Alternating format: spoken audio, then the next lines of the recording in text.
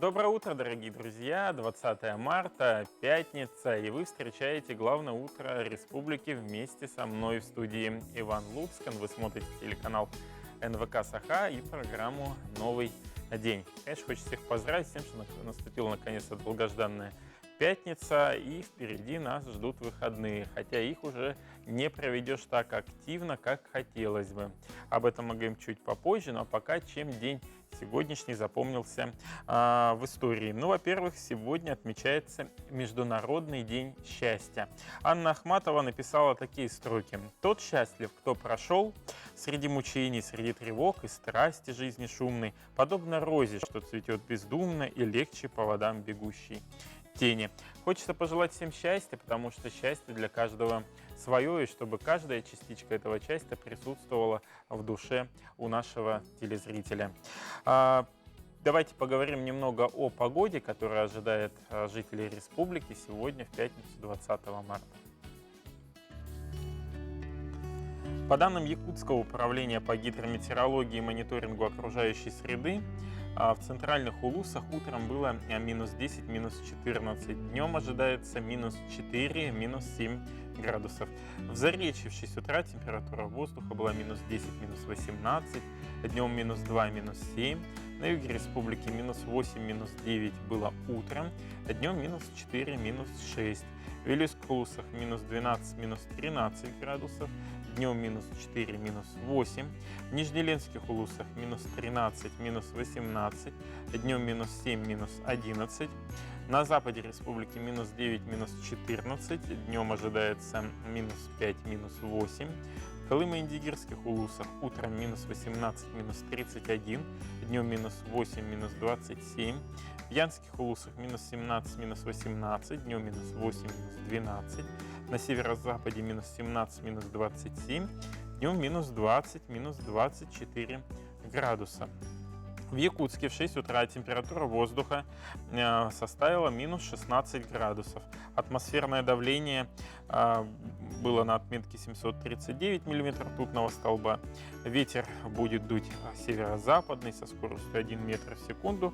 Ну а днем уже погода не меняется, точнее температура, и она будет составлять минус 8, минус 10 градусов.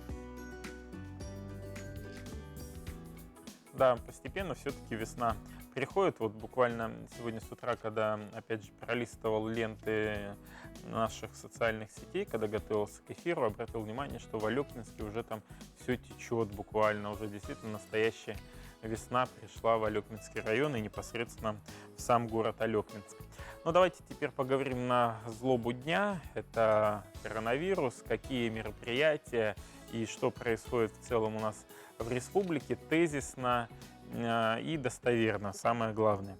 Ну, во-первых, в Якутске прекратил прием плановых больных Республиканский центр экстренной медицинской помощи. Это больница номер 2, поэтому те, кто планировал туда госпитализации, просьба не отложить поездку непосредственно в больницу в Якутск. Также был закрыт зоопарк Арто-Дайду с 19 марта. Авиакомпания «Якутия» начала возврат билетов на все маршруты за пределы Якутии с 18 марта. Необходимо, если вы купили билет на сайте, написать соответствующее письмо, заявку о возврате билетов. Был отменен международный кинофестиваль в Якутске. В организации стали постепенно переходить на удаленный доступ работы. Все образовательные учреждения Якутии перешли на дистанционное обучение. Судебные заседания, которые назначены с 19 марта по 10 апреля, будут проводиться исключительно с участниками судебного процесса. То есть совсем отмены тоже не будет, потому что до этого говорили, что вообще прекращаются любые судебные заседания. Значит, МФЦ Якутии временно приостановил замену водительских удостоверений, потому что это все можно сделать онлайн и удаленно. То есть не надо туда обращаться непосредственно. Был закрыт Безонарий Усть-Ботума для посещения, поэтому те, кто тоже планировал туда поездку, не следует этого делать. Государственное собрание Алтумен отменило свою сессию очередную, и был введен ряд ограничений.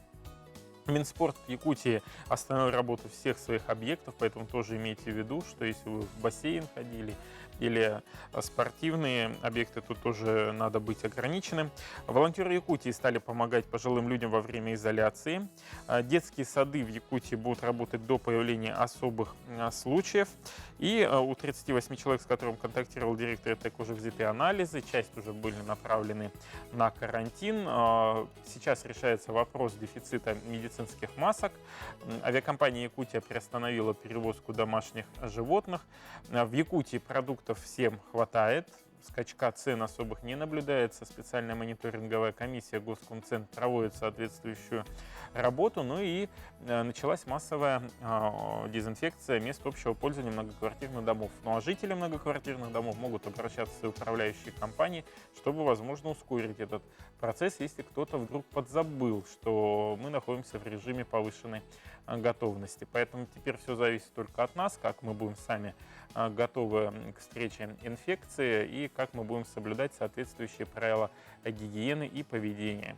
Вот такие тезисно основные новости. Ну да, и основная, что вчера пришел положительный ответ от Новосибирской лаборатории. Значит, действительно подтвердился первый официально зарегистрированный случай. Еще в нашей лаборатории еще подтверждено несколько таких эпизодов, тех, кто контактировал, и они тоже отправлены на подтверждение. Поэтому в ближайшие дни ждем уже официальной статистики.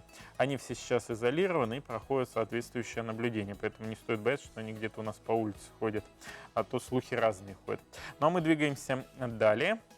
Давайте теперь послушаем, что думают жители Якутска и гости столицы по поводу доллара.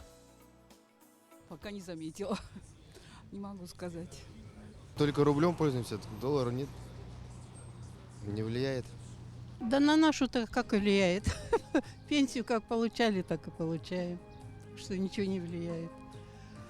Я не заказываю ничего из интернета, поэтому, кажется, нет. Но если думать о путешествии, конечно, влияет. Дочка мне отправляет деньги, я меняю. Ну, по рублю хорошо мне. Нет, наверное, не влияет. Мне достаточно то, что я получаю. На это влияет. И влияет очень сильно, я думаю. Бьет по экономике каждого человека. Мы ими не пользуемся. Стараемся не пользоваться. Рубли надежнее. Вот обратили внимание на одного позитивного человека, который прошел на заднем фоне и так помахал ручкой. Вот молодец, человек все равно с радостью, с позитивом идет на работу или отправляется по своим делам. Чего и вам советую: сохраняйте спокойствие, а главное здравый рассудок. Кстати, во всем мире 20 марта по инициативе ООН отмечается День Земли. Причем в календаре международных праздников существует 2 дня Земли. Сегодняшний приурочен к Дню весеннего равноденствия, а второй, 22 апреля, он больше носит такой экологический характер. И когда мы проводим там разные акции, час Земли, когда выключается свет. Кстати, эта дата была еще учреждена в 1971 году. Тему продолжит наш следующий сюжет. День Земли – День равноденствия, отмечается 20 марта. Что это за праздник? Почему отмечается именно сегодня, мы узнали у ученых-мужей нашей республики в Институте космофизических исследований и аэрономии имени Юрия Георгиевича Шафера Сибирского отделения Российской академии наук.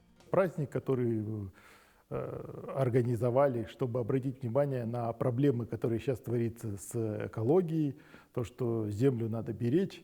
Ну а приурочили это к Дню равноденствия, когда ночь равняется по длительности дню. Ну, то есть вы знаете, что сутки это 24 часа, и именно вот в этот день это 12 часов от заката до рассвета, и ночь тоже 12 часов. День равноденствия – это когда на всей Земле день равняется ночи. То есть и на экваторе, и на полюсах, и в северной половине, в этой полусфере, и в южном полушарии, все везде одинаково. Да? Ну а происходит это из-за того, что ось вращения Земли, вокруг которой Земля вращается, она наклонена где-то там на 26 или 27 градусов. А вот весной и осенью эта ось наклона, она, как сказать-то, расположена так, что как раз освещается Солнцем ровно половина вот этого земного шара. И после этого момента день становится длиннее, чем ночь. Находясь в стенах института, нам стало интересно, какими же вопросами занимаются сотрудники Сибирского отделения Российской академии наук. У нас лаборатория называется лаборатория оптики атмосферы, то есть благодаря оптическим приборам мы следим за верхней атмосферой нашей Земли. То есть благодаря спутниковым данным мы можем следить, то есть наша лаборатория может следить за летними пожарами, за наводнениями, за тем, как проходит ледоход. Мы можем такие задачи, предупреждающие, такие задачи можем решать. Задачи, которые ставят перед собой ученые, обширны и имеют не только республиканское, но и всемирное значение. В этот день призываем наших телезрителей беречь наш дом, нашу природу, наш мир. А вы уже разморозили свой автомобиль? А вы успели заметить то, что машин на улицах Якутска и в целом республики стало больше? А сколько же вообще всего зарегистрированных автомобилей у нас в Якутии? В этом разбирался Максим Гоголев. С началом весны машин по определению становится больше на наших дорогах. Мы бы хотели узнать, какие же цифры фигурируют по количеству зарегистрированного транспорта по нашей республике. За 2019 год было зарегистрировано и значится на учете около 325 тысяч транспортных средств. А в городе Якутске около 119 тысяч единиц транспортных средств. То есть у нас прирост за год около 3000. Если взять на семью, то на семью у нас выходит где-то 2-3 транспортных средств при расчете на 2 детей. Выбор авто, конечно же, дело личное и индивидуальное. Ну а какие же марки предпочтительней? Из легковых Toyota, сейчас у нас Hyundai идет, УАЗ, из грузовых КАМАЗ, автобусы это ПАЗ. Как часто меняет свое транспортное средство, узнаем непосредственно у автолюбителей. С 18 лет в школе как отучился, еще в 17 лет получил права. В каком году было? В 96-м году. А сколько машин за это время вы поменяли? Около 10 или 12. Я за рулем больше 15 лет. За все это время сколько машин вы переменяли? Ну, больше 20, так скажем. 19-го года, в конце 19 года. Совсем недавно, получается, да? А за это время у тебя первый автомобиль, получается, или второй? Нет, вот первый. Ну, с 90-го года. С того момента сколько машин вы поменяли? Ну, легковая 4-я. Выясняется, что автомобиль в среднем меняют каждые 2-3 года. В конце хочется обратить внимание участников автомобильного движения на ситуацию на дорогах в весенний период. Госавтоинспекция напоминает всем участникам дорожного движения, что с наступлением теплых дней на дорогах образуется гололед. В связи с этим водителям необходимо быть особо внимательным при проезде пешеходных переходов, масс скопления людей, особенно детей, это вблизи школ, детских садов. Пешеходам надо быть тоже особо бдительным и при переходе дороги переходить строго по правилам дорожного движения и убедиться в том, что все машины остановились. Да, действительно, правильные советы. Вот даже сегодня в Якутске выпал с утра снег, и на улицах стало достаточно скользко. Двигаемся далее. Вот уже 15 лет сайт усыновите.ру, который был создан специально для детей, которым необходимо приобрести свой дом, а родителям, возможно, получить веру в будущее и родительское счастье новых членов семьи, активно работает. Это банк данных, где размещаются сведения о детях-сиротах, которые нуждаются в попечении родителей. Естественно, есть разделы Республики Саха-Якутия, и вот за время работы этого сайта уже более 100 тысяч детей нашли свой родительский дом. Может быть, следующий сюжет заставит вас задуматься, и вы примете определенные решения. Знакомьтесь, Вова. Мальчик родился в ноябре 2019 года. Хорошо ест, спит. Вове нравится, когда его берут на ручки, разговаривают с ним. Если где-то зашумит погремушка, он сразу сосредоточивается и ищет, откуда идет звук.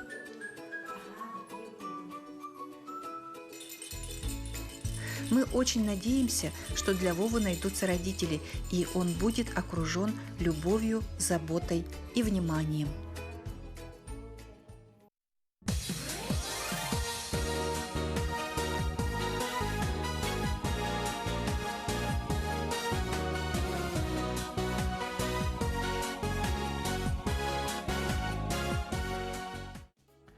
Продолжаем наш эфир.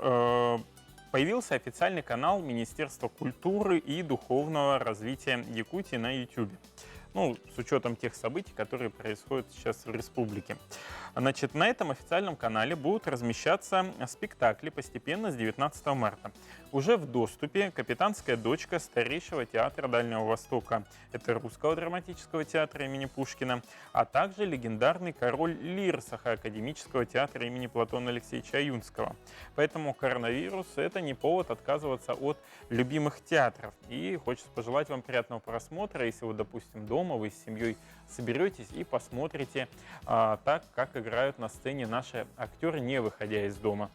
Кроме этого, есть еще и сайт virtualyakutia.ru, где собраны данные с музеев нашей Якутии, и там можно пройти 3D-виртуальную экскурсию. Кстати, тоже весьма интересно, буквально вот на днях я тестировал этот сайт, и мне очень понравилось, по крайней мере, можно, пусть пока издалека, но ознакомиться с теми экспонатами, которые находятся непосредственно в музеях нашей республики, которые подключились к этой системе, чтобы уже потом, после снятия ограничений, можно было смело посетить данное культурное заведение. Многие вещи сейчас переходят в онлайн-формат, кто-то отменяет подписку на просмотры кино. Кстати, Яйцен Сергеевич, глава республики, буквально вчера, по-моему, на брифинге заявил о том, что Сахафильм готовит ряд наших фильмов к бесплатному просмотру. Поэтому наблюдайте, следите за новостями, и я думаю, что вы сможете культурно провести вот этот период ограничений, сидя дома. Ну а мы же вам предлагаем ознакомиться с музейными экспонатами благодаря нашей рубрике «Муза и музей».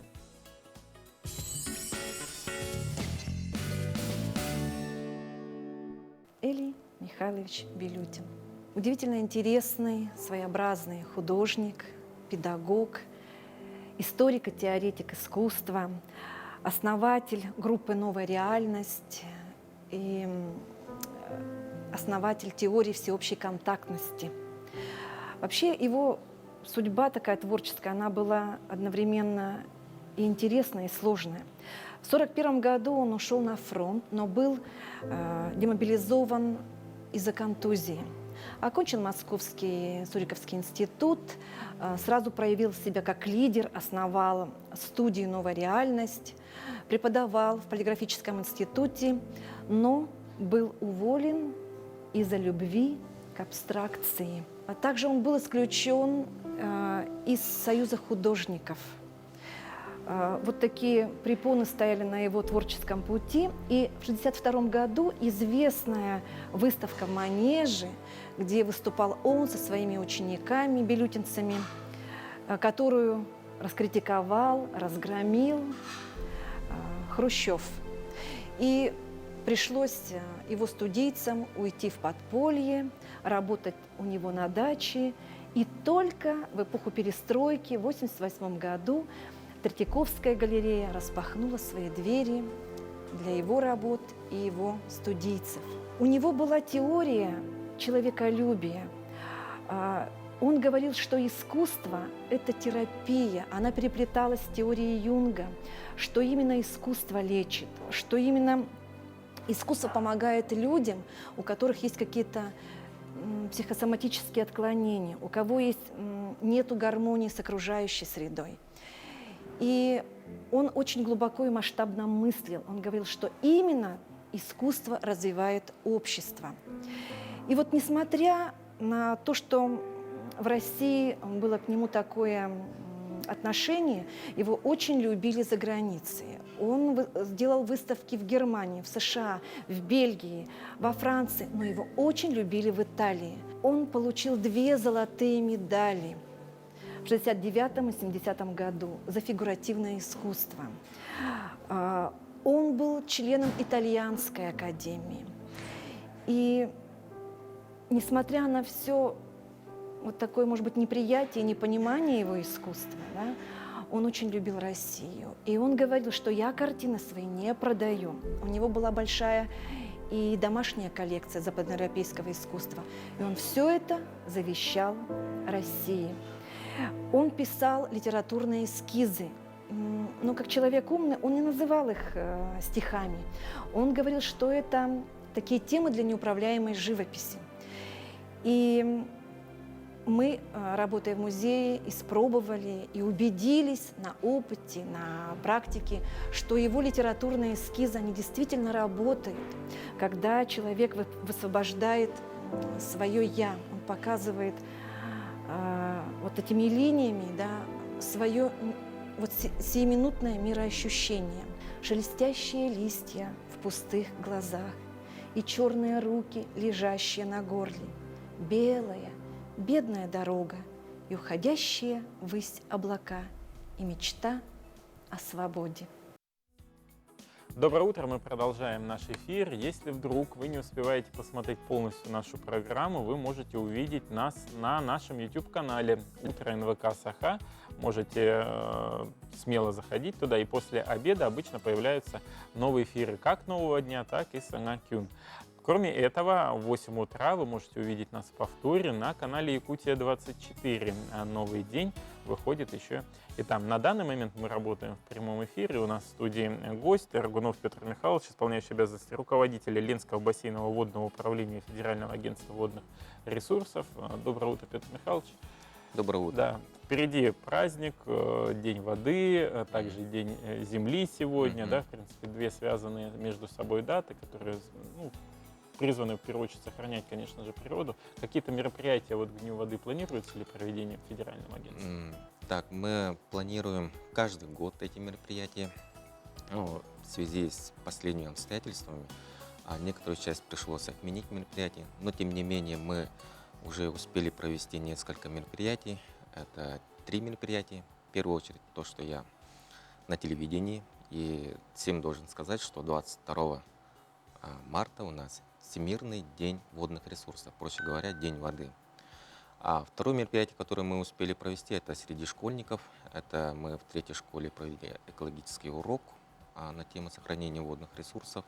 Наши специалисты провели познавательный урок среди учащихся 6 класса. И 3-е мероприятие, которое мы успели провести, это подвести итоги всероссийской фотоконкурса. Она называется «Водные ресурсы. Водные ресурсы. Сокровища России 2019». Она стартовала в прошлом году, в середине прошлого года. И по всей России было очень много фотографий, которые вот предметом являются непосредственно фотографии уникальных водных объектов. Также могли участвовать видеоролики, плакаты, призывающие к бережному отношению к водным ресурсам, особой роли воды в жизни человека, населения, также призывающие к бережному отношению к уборке берегов акваторий. Так вот, мы подвели итоги, и у нас по зоне Ленского бассейнового водного управления, это Магаданская область, кстати, тоже, Республика Саха и Магаданская, потому что Колыма по всей протяженности, некоторая часть протекает в Магаданской области. Поступило очень много работ, и мы 3 места. 3-е место у нас занял наш житель Республики Саха-Якутия с Нижнего Бестяха Анатолий Емельянов. А 2-е место, как ни странно, с другого региона, город Комсомольск-на-Амуре, Хабаровского края, Ирина Шиглова. И, как ни странно, 1-е место тоже Анатолий Емельянов за крутое фото. Так вот, кстати, остальные мероприятия пришлось отменить. Да, но у вас впереди более серьезное мероприятие ожидается. Это прохождение паводка. Какой прогноз уже выстраивают гидрологи, к чему можно готовиться и какие противопаводковые мероприятия уже запланированы вот на ближайшее время? Прогноз мы можем делать на основе предыдущих данных. Непосредственно мы приобретаем данные с Якутского управления ЕГУМС. И предварительно прогноз точно мы будем знать в следующем месяце, в середине апреля. Но тем не менее, как говорят наши специалисты, на основе этих данных, анализов то можно сказать, что предстоящий год будет не такой уж Легкий. не Или легкий. наоборот тяжелый. Не такой тяжелый. Ну, если прогноз говорит, если где-то будет все в норме, но вдруг будет дружная весна, ну, будет повторение сложных ситуаций. Вот те ситуации, которые возникли в прошлом году в связи с обмелением, и вот нынешние снегозапасы, вот даже невооруженным глазом в Якутске видно, что снега все-таки выпало больше, чем в прошлом году. Понятно, что это все-таки уже больше туда далее, на север, все эти потоки уйдут, но тем не менее, вот какие-то зоны риска уже можно определить? По снегозапасам, по уровню воды, которая в прошлом году была, толщины льда, насыщенности земли водой, то можно сказать, что у нас в зоне там риска, можно сказать, Южная Якутия, Алданский район и бассейн реки Колыма. Это Среднеколымский, Верхнеколымские районы, ну и также традиционный Ленско-Люкминск. По снегозапасам там у нас норма это 100%, значит, выше нормы, где-то экстремально выше, значит, почти под 150-200% от нормы. Но из-за этого, если снег толстый, значит, ну, соответственно, у нас традиционно лед, наоборот, тоньше. И поэтому где-то, наоборот, меньше нормы начинается по линии, где-то в среднем течении, даже в верхнем течении ниже нормы на 10 до 20% нормы. Это вот норма, я говорю, это, например, сейчас норма, например, в среднем течении метр там 50 должно быть, значит, метр 30 где-то. Вот так. Это вот для нас как бы обыденно, да, слушай, а вот для Центральной России вот это вот, у них это вот лед толщиной 20 сантиметров, там максимум 40 сантиметров, это вообще А вот какую катастрофа. работу непосредственно ваше агентство проводит противопаводку? Наше агентство проводит непосредственно уже около 15 лет ослабление прочности льда. Это противопаводковые мероприятия по предупреждению заторов льда. У нас все заторные места традиционные известны испокон веков. И на этих местах заторных мы проводим ослабление. Это значит зачернение по-простому и распиловка льда баровой установкой, специальные формы. Это по объемам, да, по цифрам, например. Весь объем по водным объектам это Лена, Колыма, субъект даже проводит, также проводит по переданным полномочиям в виде субвенции. Это Алдан, Амга, Нью-Йорк. По всем этим водным объектам у нас объем около 700 га зачернения и распиловка где-то 4100 метров.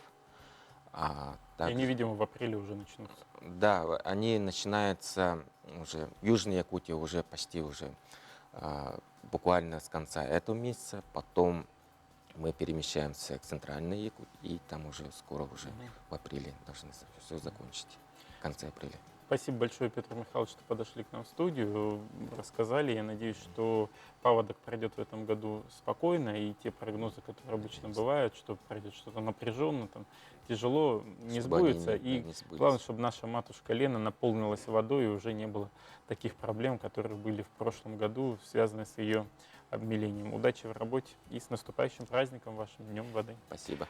Сейчас прервемся на короткую паузу. Оставайтесь вместе с нами, далее мы продолжим.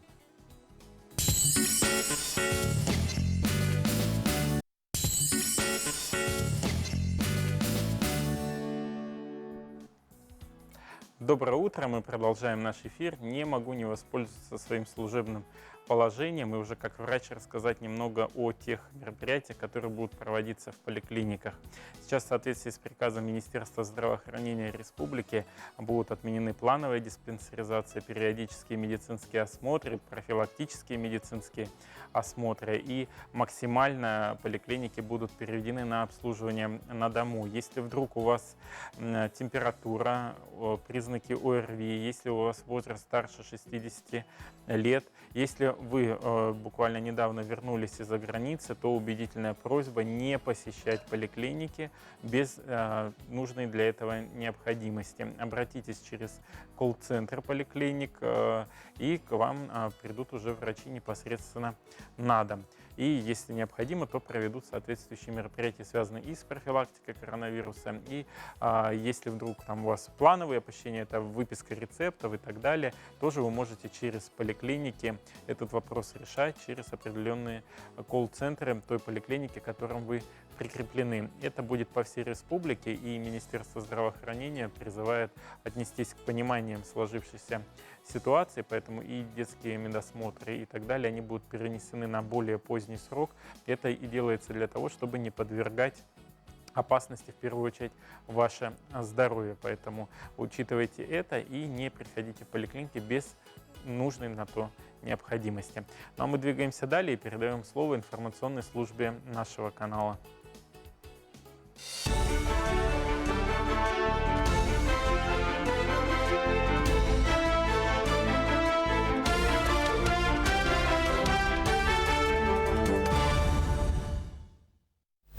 Здравствуйте, в эфире новости, в студии Юлия Великодная. Один подтвержденный случай заражения коронавирусной инфекцией выявили в республике. Заболевание диагностировали врачи Новосибирска, куда анализы пациента были направлены для подтверждения. Анализы 5 человек, контактировавших с гендиректором ЕТЭК, направят в Новосибирск сегодня. Таким образом, в республике официально подтвержден 1 случай коронавируса и 6 предварительно подтвержденных. С Москвы, центрального аппарата Роспотребнадзора, пришло официальное подтверждение 1 случая новой коронавирусной инфекции в республике Саха-Якутия. Кроме того, буквально несколько минут тому назад в нашей лаборатории, вирусологической лаборатории управления Роспотребнадзора, дала положительный результат еще 1 проба от ближнего круга общения. Итого у нас по республике Саха-Якутия получается 1 официально подтвержденный случай новой коронавирусной инфекции и еще 6 случаев с подозрением. Пробы эти 6, которые мы выявили в эти дни, будут завтра направлены также в Новосибирск, в референс-центр для официального подтверждения. Руководство Якутии держит под контролем ситуацию с COVID-19 и на все сообщения реагирует оперативно. Установлено свыше 100 сотрудников ЕТЭКа, которые имели контакты с данными лицами. По ним сейчас проводится эвакуация уже в обсерватор сотрудников ЕТЭКа, которые есть в этом списке. Я, конечно, прошу тоже как можно быстрее уже самим выходить на связь и уже для того, чтобы мы их доставили в установленном порядке в обсерватор. Это абсолютно необходимо, в первую очередь, для их здоровья и здоровья их родных и близких. По республике также несколько уже отрицательных анализов поступило по многим городам. У нас и Мирно, и Ленск, и Нирингре. Вместе с тем появляются новые адреса, по которым берутся анализы. Так, они есть у нас в Намском районе, в Хангаласском улусе, в Алекнинском улусе. Мы надеемся, что они все будут отрицательные тоже так, но в любом случае эти процедуры в обязательном порядке должны проводиться.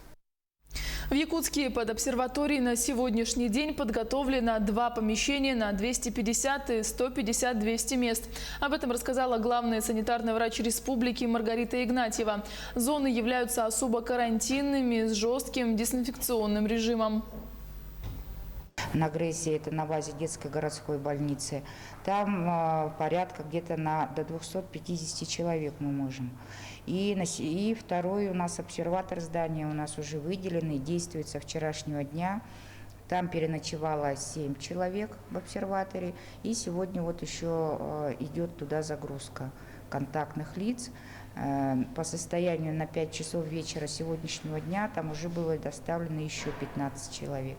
Там тоже порядка где-то на 150-200 человек мы можем разместить.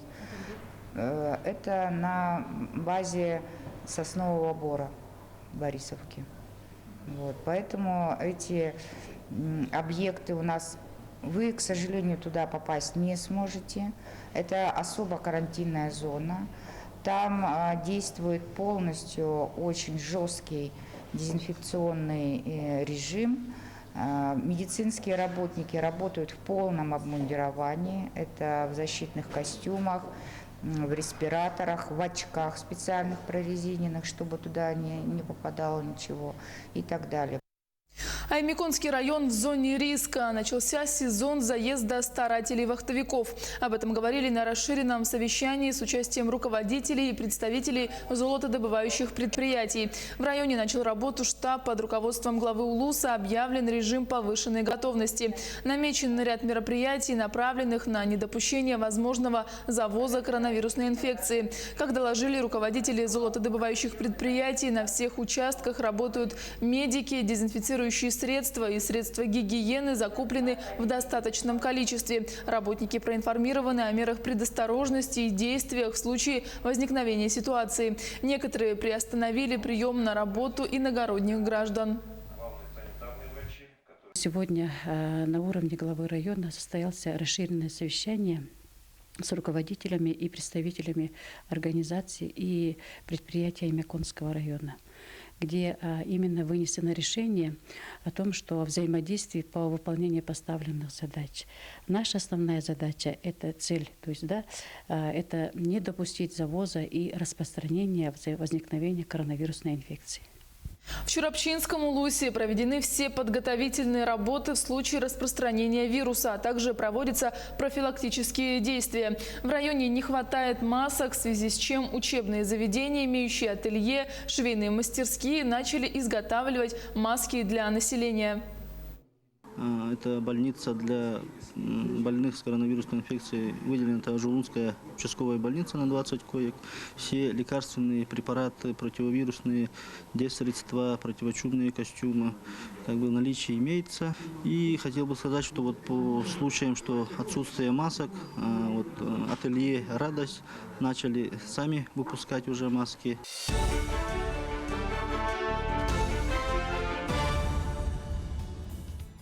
Спасибо, коллеги. Мы продолжаем наш эфир. У нас в студии гость Валентина Владимировна Алексеева, врач-психиатр, психотерапевт. И поговорим мы на тему, что же сейчас у нас происходит в целом в мире, в республике.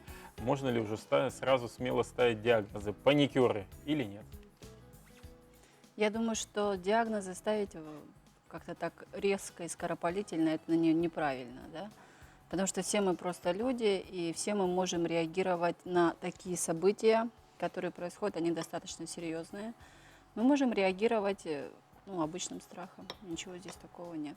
Вот где грань между страхом, паникой и уже действительно серьезными отклонениями? Вот как это можно? Я скажу, как происходит это физиологически, да, мы-то врачи, конечно, это понимаем, но простым языком можно сказать это так. Реакция стресса, она происходит из 3 этапов. Да? Первый этап – это напряжение, нарастание напряжения, когда человек съеживается или замирает, и внутри него происходит огромное количество выброс всяких разных химических веществ в кровь. Адреналин, гормоны стресса, кортизол. Да? И в это время они накопились, и происходит вторая фаза. Вторая фаза, ту, которую мы сейчас все наблюдаем, это люди... Она называется действие, когда очень много внутри вот этого всего, и хочется что-то делать. Вторая фаза, и люди начинают бежать в магазины, потому что внутри всего слишком много, невозможно внутри этот ураган сдержать, и поэтому хочется что-то делать, и люди бегут, закупаются продуктами, медикаментами, туалетной бумагой и другими вещами. А третья? А третья фаза называется восстановление. Вот. Когда туалетная бумага закончится, все закончится, и все, уже вроде все хорошо. Нет, не так. Я думаю, что люди все закупились туалетной бумагой, продуктами, зашли домой, закрыли дверь, видят все, что у них там запасы есть, и выдохнули. И уже все нормально. Ну все, к апокалипсису готов, да. А вот почему все бегут, покупают именно туалетную бумагу? Это я не знаю. Честно, меня это вызывает тоже большие вопросы. Я подозреваю, что люди хотят, понимают, что им придется сидеть в изоляции, и запасы туалетной бумаги, жизненно необходимы, чтобы вообще не выходить из дома. Если, допустим, каждый день мы можем выходить в магазин и покупать себе туалетную бумагу, другие необходимые вещи, то вдруг случится такой момент, когда из дома ты выйти не сможешь. И, например, не один день. А вообще, вы как психиатр, что бы вы посоветовали, каким образом необходимо стресс снимать, чтобы не накапливалось напряжение, и чтобы не наступала хотя бы первая фаза? Первая фаза наступит в любом случае, хотим мы не хотим, потому что это рептилийный мозг, это то, ну, как вот наше все внутри, наше все животное. Мы за то, какие чувства выбирать и как у нас пройдут биохимические процессы внутренние, мы за это, ну, не отвечаем, и контролировать это мы не можем, да? Как не можем контролировать работу сердца, например, да? Ну, как случилось, так случилось, физиологический выброс гормонов произошел. Но вторая фаза, которая называется «действуй», вот в этой фазе мы, скорее всего, можем что-то делать. То есть мы испытываем разные эмоции. Основная эмоция во время панических состояний – это страх. Важно этот страх признать для начала, сказать, что да, я испытываю страх, к сожалению, или к счастью, например, да. Потому что для кого-то страх – это приемлемая эмоция. Некоторые люди очень даже прекрасно относятся к страху. Ну да, я боюсь, ну окей. А для части населения испытывать страх, ну, не совсем приемлемо, да? Потому что считается, что если ты испытываешь страх, то ты там трус, например, или там паникер. Ну, то есть есть какая-то не самая приятная моя часть, которую я не принимаю, например. А вот как не поддаваться тогда вообще панике? Вот. Есть очень прекрасное действие, да, ну, на мой взгляд. У нас эти все гормоны, которые выбрасываются, они нужны для действий. Да, мы действия какие-то совершаем, но они бывают иногда неадекватные. Согласитесь, да? Да. Так вот, что сделать? Самое важное – это дать своим мышцам поработать. Заниматься любым физическим трудом. Когда... Убраться дома. Да, разобрать завалы, не знаю, давно хотела шкаф снег помыть. Почистить. Там. Да, снег почистить. Не знаю, еще очень полезно, на мой взгляд, поехать на природу и посмотреть вот там дали, горизонты, закаты, рассветы. Это очень полезно. Нас всех это успокаивает, людей. Спасибо большое, Валентина Владимировна, что подошли к нам в студию, разрядили обстановку. Надеюсь, что паники будет меньше, и все-таки мы научимся с ней справляться. Спасибо. Я тоже надеюсь. Сейчас прервемся на короткую паузу, далее мы продолжим эфир.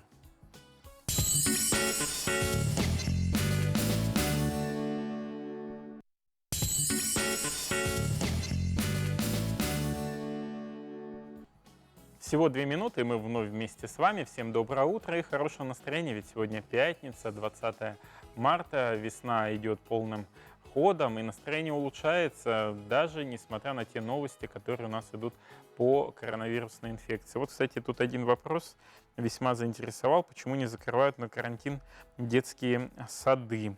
Ну, тут такое слово небольшое, не очень хорошее употребили, но, значит, глава Республики Саха-Якутия Александр Сергеевич Николаев уже дал подробный ответ по поводу детских садов, и руководитель оперативного штаба Ольга Валерьевна Балабкина, можете это посмотреть в телеграм-каналах. Просто немного надо подумать о тех людях, которые, допустим, работают в полиции, в медицинских организациях, в ресурсно-снабжающих организациях. А куда им тогда девать своих детей? Иногда, когда решения принимаются, надо думать в целом о всех людях. Ну а мы продолжаем наш эфир и продолжим его прогнозом погоды.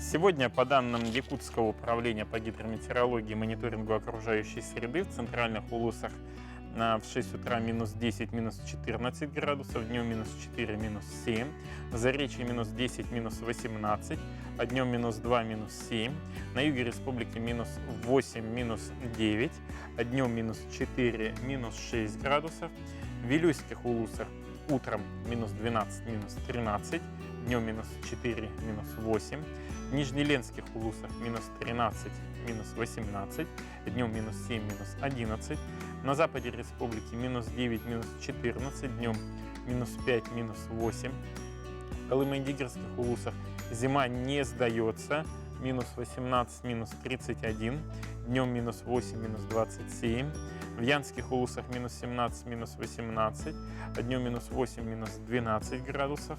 На северо-западе республики минус 17, минус 27 было утром, днем минус 20, минус 24. В столице республики, в городе Якутске, в 6 утра температура воздуха была минус 16 градусов, атмосферное давление 739 миллиметров ртутного столба. Ветер дует со скоростью 1 метр в секунду и направление северо-западного. Днем ожидается в Якутске минус 8, минус 10 градусов. Мы продолжаем рассказывать о героях войны, чьими именами названы улицы в наших городах, селах, поселках. 22 сентября 1944 года в ходе боев в районе населенного пункта Ясель расчет героя Достовалова уничтожил пулеметным огнем большое количество солдат и офицеров противника. 24 сентября во время отражения немецкой контратаки Достовалов с расчетом уничтожил около 60 вражеских солдат и офицеров, а также отбил 3 советских противотанковых орудия, которые были захвачены противником. В том бою он погиб. Подробнее расскажет наш следующий сюжет.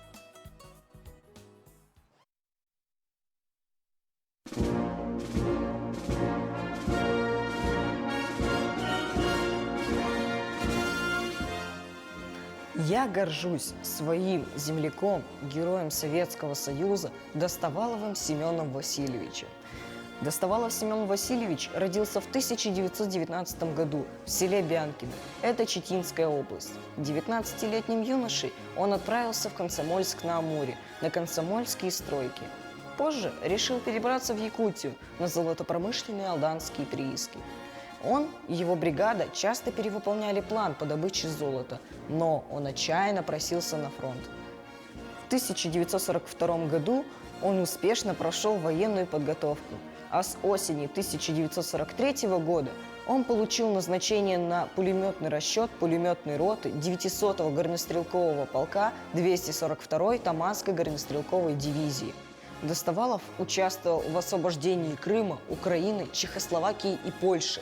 Был награжден орденом Ленина, медалью за отвагу и Отечественной войны первой степени. Отличился во время штурма Дуклинского перевала. 24 сентября 1944 года при отражении контратаки противника в районе населенного пункта Ясель в Польше вышел из строя немногочисленный гарнизон. Семен Васильевич Достовалов и его товарищи начали успешное отражение атаки противника. Они уничтожили 60 немецких солдат и офицеров, отбили 3 противотанковых орудия, ранее захваченные врагом. Несмотря на многочисленные ранения, в разгар боя, когда закончились боеприпасы, рядовой Достовалов смог доставить несколько коробок с пулеметными лентами из боепитания. К сожалению, этот бой для него стал последним.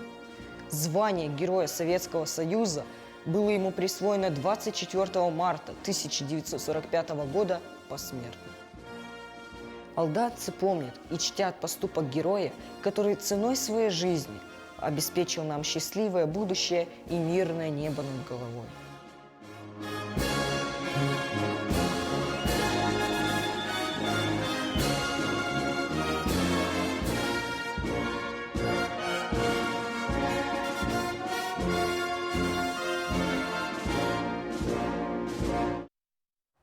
А мы продолжаем наш эфир. С 12 по 15 марта 2020 года в городе Казань, Республике Татарстан, прошел первый всероссийский молодежный антикоррупционный форум. У нас в студии гостья Евдокия Мартыновна Неустроева, консультант управления при главе Республики Саха-Якутия по профилактике правонарушений, коррупционных и иных правонарушений, и Окров Владислав Витальевич, эксперт Общественной палаты Якутии, член молодежного правительства Республики Саха-Якутия. Доброе утро. Доброе утро. Ну давайте, Евдокия, первый же вопрос к вам. Что это был за форум, как он проходил? Да, действительно, с 12 по 15 марта в городе Казани проходил первый всероссийский молодежный антикоррупционный форум.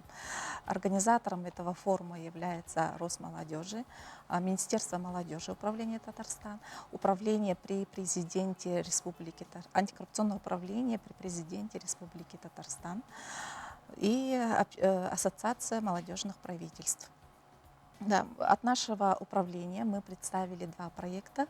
Первый проект – это антикоррупционное воспитание через литературу. Это совместный проект нашего управления с Северо-Восточным федеральным университетом, который мы начали реализовывать еще в мае прошлого года.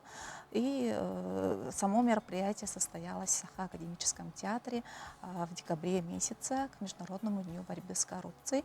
Социальными партнерами проекта являются, как я уже сказала, Саха академический театр и прокуратура Республики Саха-Якутия. Выступал по этому проекту старший преподаватель университета, молодой ученый Дмитрий Жирков. Проект вызвал самый живой интерес публики, и поэтому мы были единственной делегацией, которую пригласили выступить также в агентстве инвестиционного развития Республики Татарстан и в телепередаче «Трибуна нового века». А второй проект, тоже наш совместный, о котором расскажет член молодежного правительства, мой коллега Вячеслав Окорок. Вот я краем уха слышал, проект «Взяток не даю, взяток не беру», по-моему, так называется. Да. Вот что за проект и вообще как встретили вас на форуме? Какое впечатление стало? Я хотел бы сказать, что наша акция преследует такую цель, чтобы формировать неприятие коррупции у молодежной среды. И участвовать в этой акции было очень просто. Достаточно лишь была публикация в Инстаграме или на сайте ведомства фотографии или видеоролика с хэштегом «Взяток не даю, не беру». Когда мы презентовали нашу акцию, наши коллеги из других регионов тоже выразили живой интерес к нашей акции, потому что мы ярко сочетали традиционную и нетрадиционные формы просвещения для молодежи. Потому что в некоторых регионах они работают, честно говоря, по старинке, то есть посредством организации лекций на уроках в школах и в университетах. Мы ярко используем все формы, соцсети. Я так понимаю, что этот проект не одного дня, он будет продолжаться молодежным правительством и как-то усовершенствоваться. Да, имеет системный подход нашей акции. А вот вообще, есть ли у кого-то есть желание заниматься просвещением, профилактикой коррупционных, точнее, правильно сказать, проявлений, каким образом, куда обращаться, может быть? Да, это действительно хороший вопрос, потому что, как сказал глава нашей страны Владимир Владимирович Путин, президент Российской Федерации, что борьба с коррупцией – это дело всего общества. Этим не должны заниматься только лишь органы государственной власти, но и все общество в лице учителей, работников культуры, представителей средств массовой информации, предпринимателей и так далее. В этом направлении наше управление активно взаимодействует с нашими социальными партнерами. Это не один год у нас реализовывается проект с историческим парком «Россия. Моя история», Национальной библиотекой Республики Саха-Якутия, с нашими молодыми коллегами с ресурсного центра «Юные якутяне», с Намским педагогическим училищем и так далее, и так далее. Вот сейчас я как раз в руках держу это одна из... коррупциомер, новый способ измерения. Я уже себя и так померил. Получается, я коррупционер, не влажу в эту закладку. На самом деле, да, это одна из форм по антикоррупционному просвещению, полиграфическая продукция, которую мы изготовили. Там вы видите рисунок победителя республиканского конкурса «Борьба с коррупцией». Да? Девочка из Сангар победила в этом конкурсе. Лаптева Милена. Лаптева Милена, она сейчас студентка университета. И на первой странице там указаны, определены меры, которые должен предпринимать каждый человек при столкновении с коррупционным проявлением. Там указаны телефоны нашего управления, прокуратуры, Следственного комитета и так далее. А с другой стороны, там прописаны меры, которые предусматривают Уголовный кодекс Российской Федерации при столкновении с коррупционными правонарушения. Вот я смотрю, что управление при главе республики по профилактике коррупционных и иных правонарушений очень творчески подходит к этому вопросу, и QR-коды активно использует. Вот 9 декабря, кстати, отмечается День борьбы с коррупцией. А вообще коррупция — это что тогда? В общем, вы знаете, если я сейчас отвечу с выдержкой из федерального закона о противодействии коррупции, думаю, что не всем нашим телезрителям будет понятно. Поэтому я объясню проще. Да? На самом деле коррупция, если переводить из латинского, то обозначает продажность, подкупность, растление, разложение.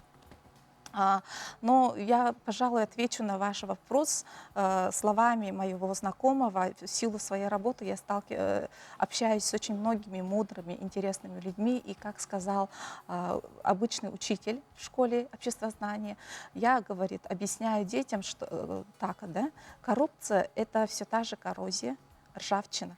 И она имеет свойство разлагать такой твердый материал, как железо.